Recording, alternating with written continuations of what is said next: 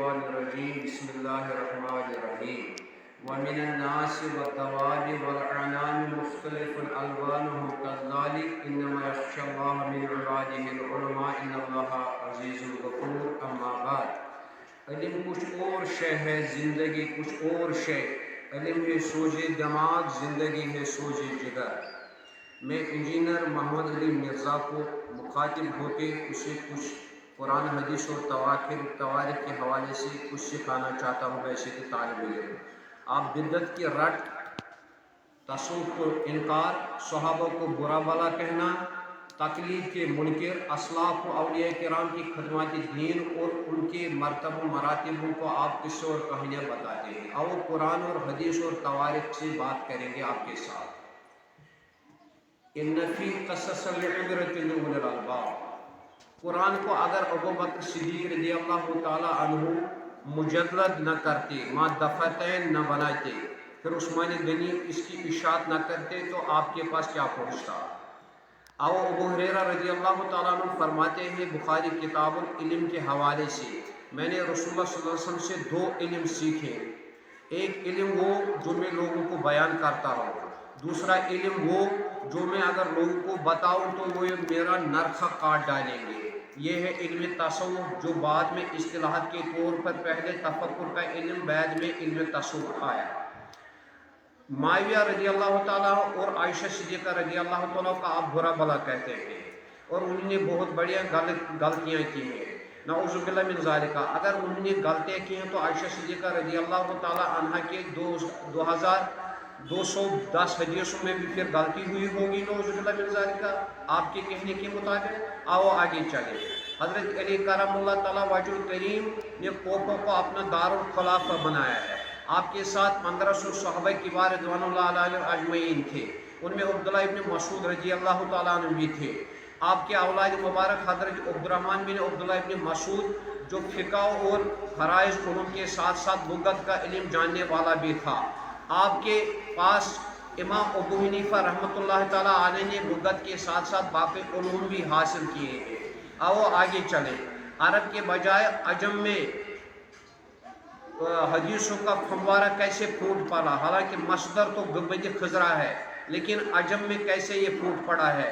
امام ابو حنیفہ، امام محمد بن حنبل، امام بخاری، امام مسلم، ترمذی، نسائی، ابن ماجہ یعنی سیاہ ستہ۔ دراصل اس کا ذخیرہ اس لیے عجم سے پھوٹ پڑا ہے کہ حضور صلی اللہ علیہ وسلم فرماتا ہے ان دار الحکمہ و علم بابہا۔ مصدر تو رسول اللہ صلی اللہ علیہ وسلم ہی ہے، لیکن دروازہ تو کوفہ میں آیا ہے، جس کے ذریعے سے حضرت علی کرم اللہ تعالیٰ کے ذریعے سے صحابہ کبار، پھر باقی تابعین اور اولیاء کبار نے حدیثوں کا فنپارہ لوگوں کے سامنے پیش کیا۔ آؤ آگے چلے۔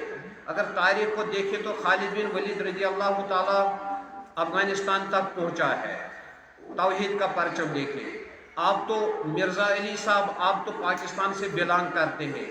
آؤ پاکستان کی تاریخ دیکھ لیں۔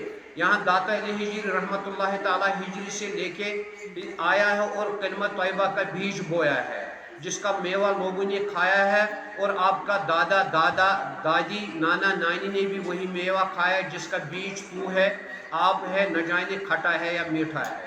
آؤ آگے چلے۔ میں کشمیر، جموں کشمیر سے بلانگ کرتا ہوں۔ یہاں کی اسلام کی تاریخ جو ہے، پہلے عبدالرحمن بلبل شاہ صاحب رحمۃ اللہ آئے ہیں، اس کے بعد 2.5 سال کے بعد امیر کبیر ختلان سے آئے ہیں۔ انہوں نے یہاں کلمہ طیبہ حق، کلمہ طیبہ کا بیج بویا ہے، جہاں سے لوگوں نے اسلام کا میوہ کھایا اور اسلام شیر شکر ہوتی اسلام قبول کیا ہے، ود پیس، ہارمونی، ورسل کے ساتھ، جس کے علامہ اقبال رحمۃ اللہ علیہ فرماتے ہیں سید سادات سالار عجم دست معمار تقدیر عمر۔